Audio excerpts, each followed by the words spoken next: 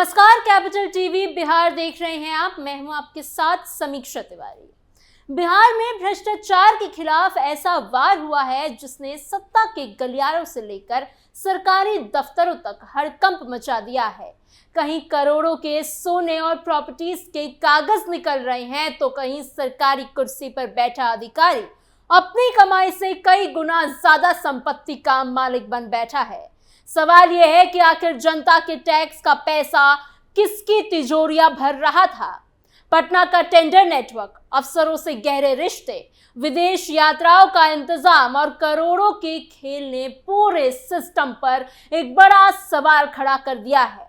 दूसरी तरफ बीडीओ के ठिकानों पर हुई छापेमारी ने यह साफ कर दिया है कि जांच एजेंसियां अब सीधे जड़ तक पहुंचने के मूड में हैं। लगातार हो रही कार्रवाई के बाद कई बड़े नामों की नींद उड़ चुकी है। आखिर कैसे चल रहा था ये पूरा खेल और किन किन लोगों पर अब जांच का शिकंजा कसता नजर आ रहा है, पूरी खबर बताएंगे आपको स्पेशल स्टोरी में। टेंडर के खेल का किंग गिरफ्तार, बिहार में भ्रष्टाचार के किले पर हमला। बिहार में इन दिनों भ्रष्टाचार के खिलाफ बड़ी कार्रवाई देखने को मिल रही है। एक तरफ पटना के चर्चित टेंडर माफिया और ठेकेदार रिशु श्री की गिरफ्तारी ने पूरे प्रशासनिक महकमे में हलचल मचा दी है, तो वहीं दूसरी तरफ दरभंगा जिले के क्वेटी प्रखंड के बीडीओ चंद्रमोहन पासवान के खिलाफ बड़ी छापेमारी ने सरकारी सिस्टम पर कई सवाल खड़े कर दिए हैं। इन दोनों मामलों ने यह दिखा दिया है कि अब जांच एजेंसियां सिर्फ छोटे कर्मचारियों तक सीमित नहीं है, बल्कि बड़े अधिकारियों, प्रभावशाली ठेकेदारों और उनके नेटवर्क तक पहुंचने की कोशिश कर रही है। सबसे बड़ी बात यह है कि इन कार्रवाइयों ने बिहार में फैले उस भ्रष्टाचार की परतें खोलनी शुरू कर दी हैं जिसकी शिकायत लोग लंबे समय से करते हुए नजर आ रहे थे। विशेष निगरानी इकाई यानी SVU ने पटना के टेंडर माफिया ठेकेदार रिशु श्री को पूछताछ के बाद गिरफ्तार कर लिया। SVU के वरिष्ठ अधिकारियों ने इसकी पुष्टि की। बताया गया कि रिशु श्री को जेल भेजा गया और जरूरत पड़ने पर कोर्ट के रिमांड लेकर उससे आगे भी पूछताछ की जाएगी। उसकी गिरफ्तारी के बाद पूरे ठेकेदार सिस्टम में डर और बेचैनी का माहौल देखा गया है। कई विभागों में यह चर्चा शुरू हो गई कि आखिर इतने लंबे समय से सरकारी टेंडर किस तरह मैनेज किए जा रहे थे और उसमें कौन कौन लोग आखिर शामिल थे। इस मामले में सबसे पहले बुधवार को पटना के मीठापुर स्थित रिशु श्री के फ्लैट पर करीब 11 घंटे तक छापेमारी चली। जांच एजेंसियों ने जब उसके घर की तलाशी ली तो वहां से करीब 2 करोड़ रुपयों की सोने के जेवर और 2.5 लाख रुपए नकद और 61 प्रॉपर्टी के सेल डीड बरामद हुए हैं। इतनी बड़ी मात्रा में संपत्ति और दस्तावेज मिलने के बाद जांच एजेंसियां खुद भी हैरान रह गई। SVU के ADG पंकज दराद ने उसकी गिरफ्तारी की पुष्टि करते हुए कहा कि मामले की जांच लगातार आगे बढ़ रही है और कई बड़े नाम सामने आ सकते हैं। सूत्रों के अनुसार रिशु श्री सिर्फ एक साधारण ठेकेदार नहीं था। बताया जा रहा था कि वो वुड को नगर विकास विभाग, भवन निर्माण विभाग और कई सरकारी विभागों के टेंडर मैनेज किया करता था। आरोप है कि वो 9% कमीशन लेकर सरकारी टेंडर सेट करता था, यानी सरकारी काम किसे मिलेगा, किस कंपनी को फायदा होगा और किस अधिकारी को कितना लाभ पहुंचेगा, ये पूरा खेल पर्दे के पीछे से चलाया जा रहा था। जांच एजेंसियों को शक है कि इस पूरे नेटवर्क में कई प्रभावशाली IAS अधिकारी भी शामिल हैं।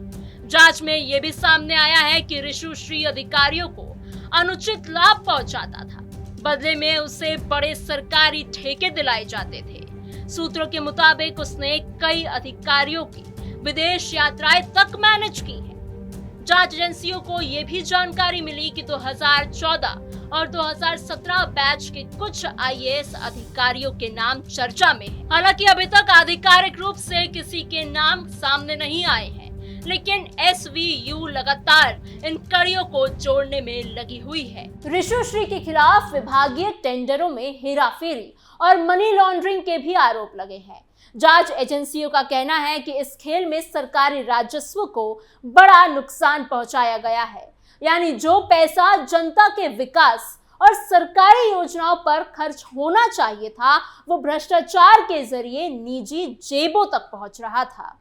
यही वजह है कि अब उसकी करीब 68 करोड़ रुपयों की संपत्ति अटैच करने की तैयारी शुरू हो चुकी है। जांच एजेंसियों को उम्मीद है कि रिशु श्री से पूछताछ में कई और बड़े नाम सामने आ सकते हैं, क्योंकि जिस तरीके से उसके पास इतनी बड़ी संपत्ति मिली और जिस तरह के संबंध अधिकारियों से जुड़े पाए गए हैं, उससे साफ है कि ये कोई छोटा मामला तो नहीं है।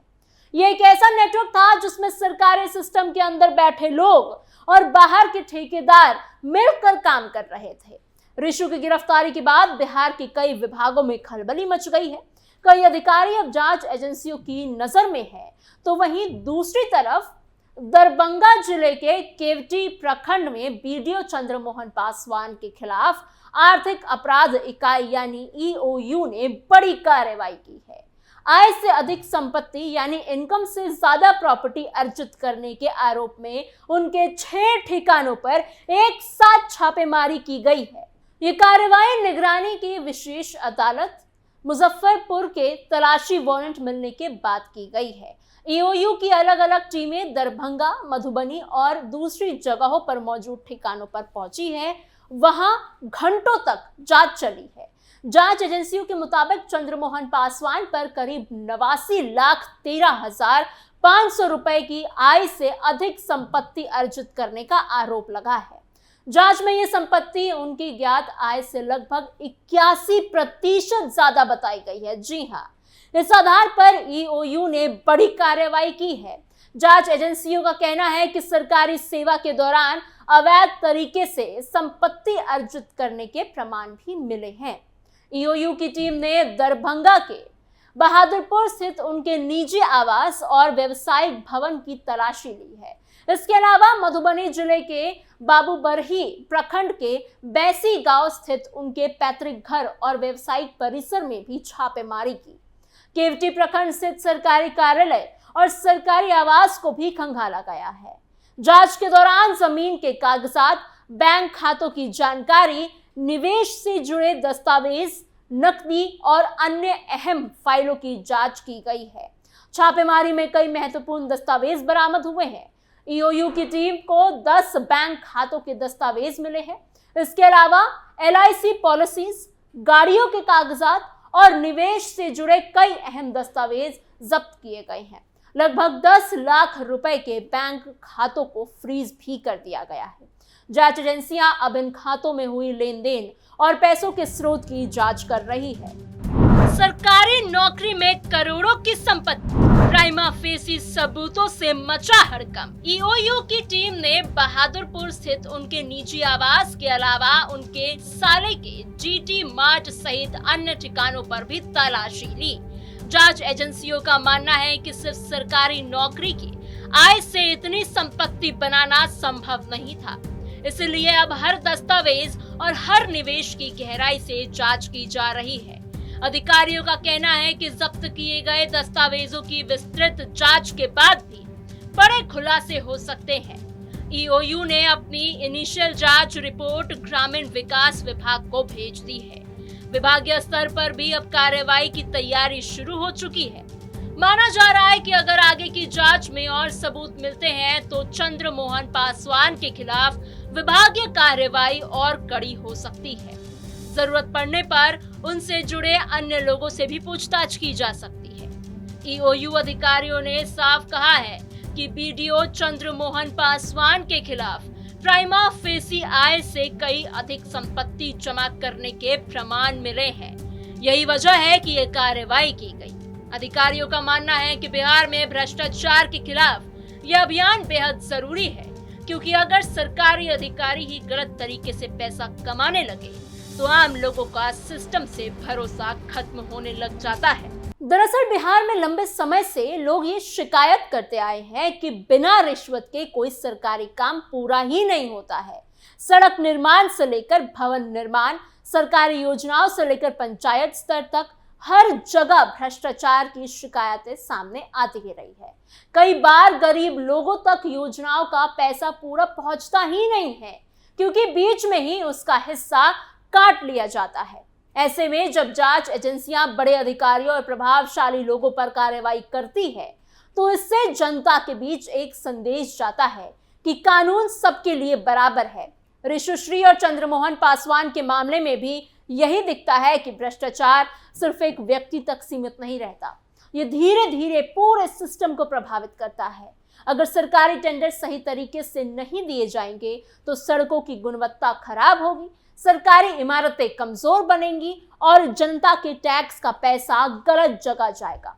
इसी तरह अगर सरकारी अधिकारी अपने आय से अधिक संपत्ति बनाएंगे तो इसका मतलब साफ है कि कहीं ना कहीं जनता का पैसा गलत तरीके से इस्तेमाल हुआ है और होते जा रहा है।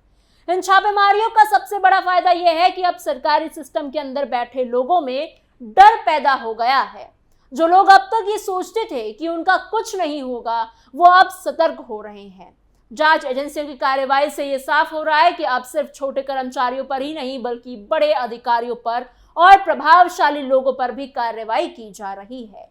इससे भविष्य में भ्रष्टाचार कम करने में मदद मिल सकती है। इसके अलावा ऐसी कार्रवाई से आम जनता का भरोसा भी बढ़ता है। लोग ये महसूस करते हैं कि अगर कोई गलत काम करेगा तो उसके खिलाफ कार्रवाई जरूर होगी। बिहार जैसे राज्य में जहां लंबे समय से भ्रष्टाचार एक बहुत बड़ी समस्या रहा है, वहां इस तरह की जांच और गिरफ्तारियां बेहद अहम मानी जा रही हैं, क्योंकि विकास तभी संभव है जब सरकारी पैसा सही जगह खर्च हो और योजनाओं का फायदा सही लोगों तक पहुंचे। कुल मिलाकर बिहार में हुई ये बड़ी कार्रवाई सिर्फ 2 लोगों तक सीमित नहीं है, ये उस पूरे सिस्टम पर सवाल खड़ा करती है जिसमें भ्रष्टाचार धीरे धीरे जड़ें जमा चुका है। लेकिन अब जांच एजेंसियों की लगातार कार्रवाई से ये संदेश साफ है कि भ्रष्टाचार करने वालों के खिलाफ कार्रवाई होगी, चाहे वो कितना भी प्रभावशाली क्यों ना हो। अगर इसी तरह निष्पक्ष जांच और कार्रवाई जारी रही तो आने वाले समय में बिहार में सरकारी सिस्टम ज्यादा पारदर्शी बन सकता है और जनता का भरोसा भी मजबूत होगा। आखिरकार किसी भी राज्य का विकास तभी संभव है जब जनता का पैसा जनता के कामों में लगे, ना कि भ्रष्टाचार के जरिए कुछ लोगों की तिजोरियां भरने में। फिलहाल इस खबर में इतना ही। आपकी इस पूरी खबर पर क्या सोच विचार है, आप क्या राय रखते हैं, हमें कमेंट बॉक्स में जरूर बताइएगा। ऐसी और खबरों के लिए बने रहिए कैपिटल टीवी बिहार के साथ।